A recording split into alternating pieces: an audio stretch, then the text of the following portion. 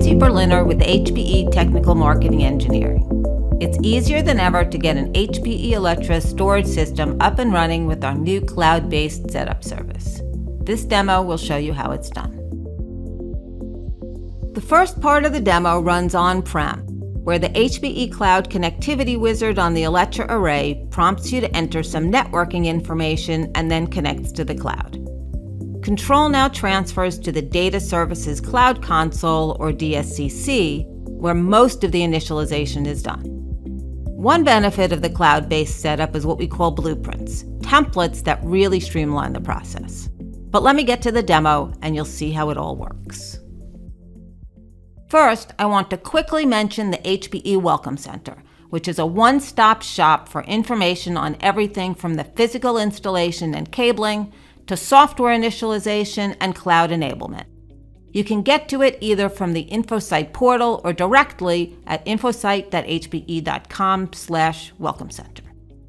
Then, once your system is physically installed and cabled to the network, the HPE Discovery tool runs on your Windows device and uses the system serial number to discover and connect to your Alletra system's temporary IP address.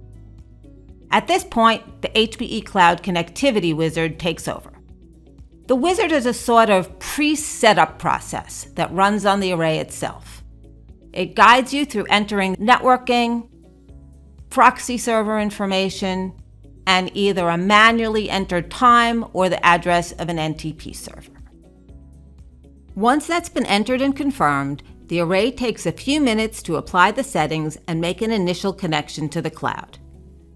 Each Alletra system comes from the factory with a device certificate installed, and the array connects through an MTLS encrypted tunnel to the cloud. GreenLake then validates the device and the customer and returns a subscription key that will be used to register the device. If you find that you entered something wrong into the wizard, you can just click on the Modify button, make the necessary changes, and the process will continue where it left off. Once it's finished and connected, you can copy the key and then click on the link to launch DSCC. If this is the first time you're using GreenLake, you'll need to create a company and user account and add the DSCC application.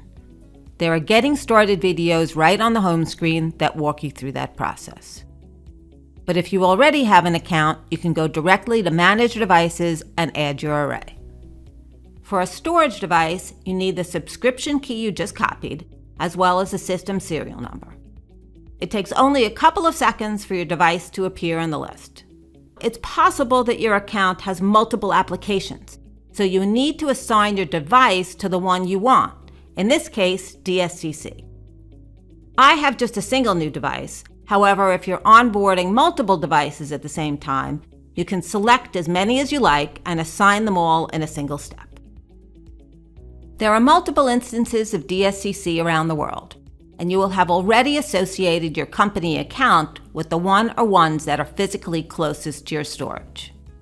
My array is in California, so for me, it's DSCC US 1. Now that the array is properly onboarded, you'd select Applications from the hamburger menu and go to the Setup service within DSCC. The Setup service has a list of all devices that are not yet initialized, along with any you've already initialized within the past 7 days. You could just select your system and click through the wizard to type in the remaining configuration information.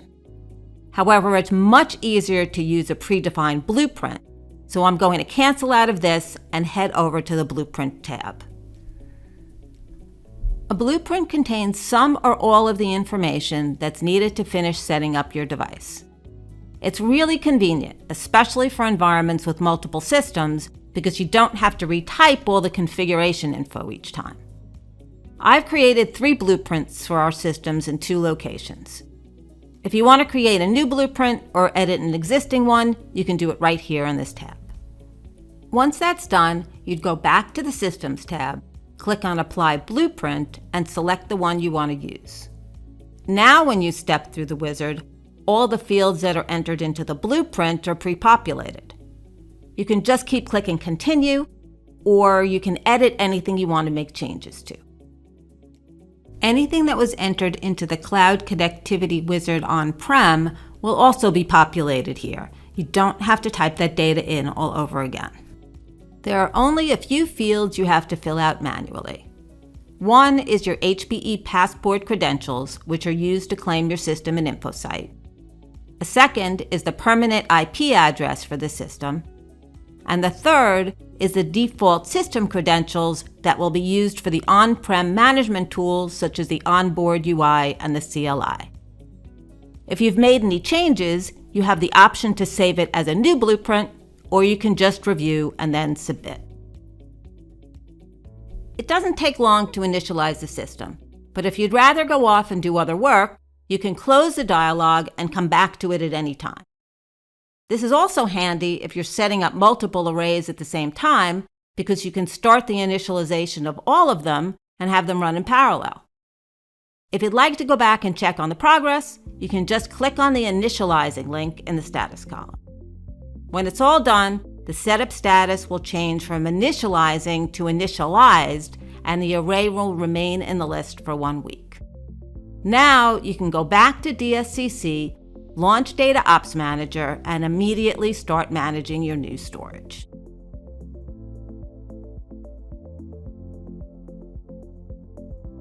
Thanks for watching. For more information on the HPE Cloud experience, visit hpe.com/storage.